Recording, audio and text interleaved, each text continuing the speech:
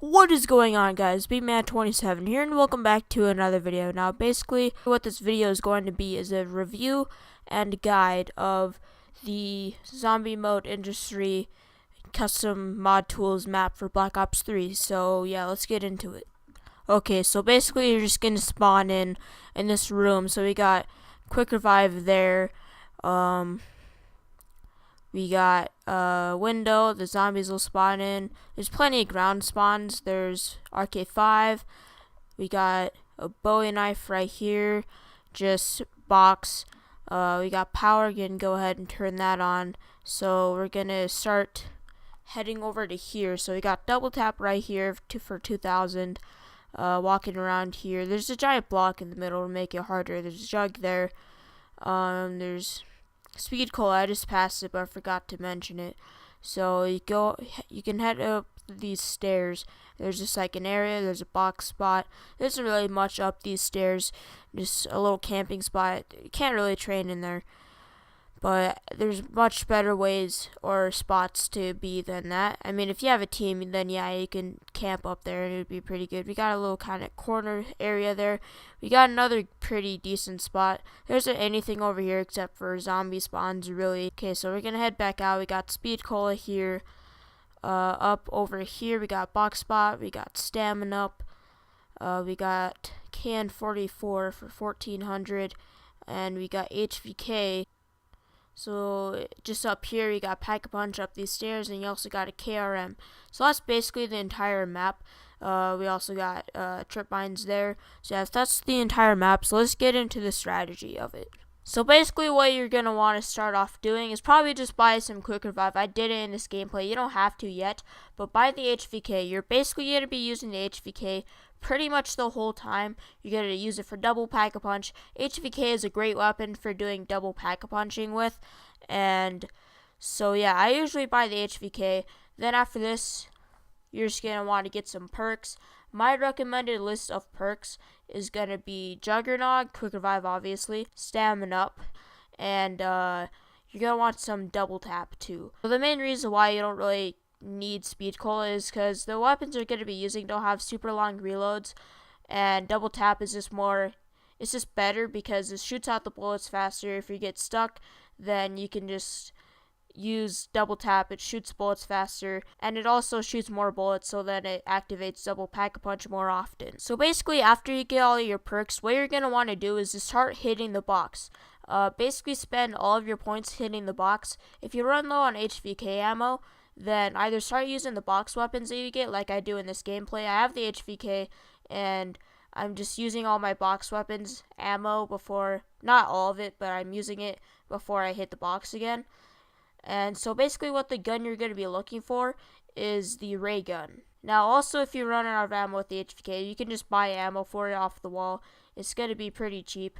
Or you can just keep hitting the box. And if you get a bad box, then just use the HVK. But other than that, you're pretty much good to use the whatever box weapon you get. So the reason why you really need the ray gun is because it just demolishes hordes, especially with double tap. So if you get stuck in a horde, you can just use the ray gun, and hopefully you won't kill yourself, and usually you'll be able to pull out the ray gun before you get completely stuck, because the ray gun pulls out fast, and it shoots even faster because of double tap. That's also another reason why you need double tap. So the ray gun is like your number 2 weapon on this. Number 1's HVK, or even the Vesper. If you want to use the Vesper, you can, but there isn't a wall buy on this map for the Vesper, so HVK is a better way to go. So in case you do run out of ammo, which honestly isn't even very likely because the HVK is just loaded with ammo, especially when you pack-a-punch it, you can just buy it off the wall rather than the Vesper. You just have to wait for a max ammo, because the Vesper, it has not a whole lot of ammo. When you pack-a-punch it, it gets better, but in case you do run out, you can always just buy it off the wall. So you're not really going to be worrying about that. But speaking of pack-a-punch, that is going to be the next thing you want to do until you get the ray gun. Unless, if it's about round 14 before you get the ray gun, then I'd probably pack-a-punch, just because their HVK probably isn't doing as well. And you can even trade in a gun if you don't want to use the HVK, but you kind of want to end up using the HVK eventually. I think that's what I do in this gameplay. I think right now I have the Man-O-War and the Shiva. But I don't know, I just found the HVK to be the best. It's in a very convenient wall-buy spot. So by now you're about ready to start this hardcore training. You're almost completely set up, but you don't know what double pack-a-punches to use. So for the HVK, I prefer Dead Wire, because Dead Wire, it kills a couple zombies, and it, like, every single burst probably about like every 10-15 bullets it activates. I don't know how much that actually is, but like it just activates pretty often. So I prefer Dead Wire. It's pretty simple. It's like you just spray into the horde, kills off some. You don't have to like get a giant tight horde like you do with Blast Furnace. I would put Blast Furnace, but Blast Furnace takes so long. Like it just takes so many bullets to activate. But I just found that Dead Wire is a much better route to take for this. So yeah, and obviously with your ray gun there's no double pack-a-punch, so you don't even really have to worry about that. Okay, so training on this map is going to be your main strategy. So basically what you're going to want to do is just go in circles. You're going to want to run a circle train. Banana train does work too, and even that, more so it's more of a banana train, but it also runs in circles a lot. At the start of the round, I usually just kind of run around, but usually what I end up doing is getting in this banana loop thing, and then just every once in a while just spraying off into the horde. Like once I get about that many zombies, I spray off into the horde and get them with Dead Wire. That's why the HVK is so good with Dead Wire, is because it shoots zombies so fast. Plus you have double tap, so just more bullets means more of a chance for it to activate. So basically almost every time you spray into a crowd, unless there's already an activation of Dead Wire going on at that time, it basically just zaps all the zombies. So you're just going to keep going through the motions. It's just like a big banana train. You can do a circle train, but I've trained on this map a lot because I just play it a lot, especially when mod tools first came out. I play it a ton, but just keep doing a banana loop just right there, and there's just basically nothing to stop you. Basically, if you get stuck, then you can either throw a monkey if you have time, which you might not, so it's best to supply your ray gun and start spraying. Just make sure you're not just like spraying on the ground right underneath her. Also right there, oftentimes if your round is ending, just run up to those stairs, and oftentimes there's just zombies stuck up there. So yeah, that's basically how you train on this map. I mean, you can find your own strategy, you can do whatever you want, but this is just what I do. So now I'm just kind of gonna segue into and kind of stop talking about how to actually do this map and get to a good round, basically the guide for it. And now I'm going to kind of do my review for it. Now, in my opinion, it's a really great map to learn how to train on. If you're bad at training, you want to get better. And I'm not saying I'm good at training by any means, because I'm actually pretty bad. Just go ahead and just pop open this map and just go up to like 20 rounds or so. After that, it gets kind of repetitive. And even try training different strategies, like just doing just a rape train, which is basically just run around and basically get the zombies into a line around this giant block thing that's in the middle. You could also do that, but I prefer to do a banana train like this. It's kind of a tight banana train, but I don't know, I like doing it. But anyways, it's great for learning how to train. And so yeah, that's probably the best thing this map is for. I mean, now the mod tools have been out for a while, and by the way, I actually started making this video before like they'd been out like hardly at all. But right as mod tools came out, this is probably the best map that was out. Well, besides Dead Apartment. Dead Apartment was actually easy the best one. But this is like my personal favorite, because you just like train.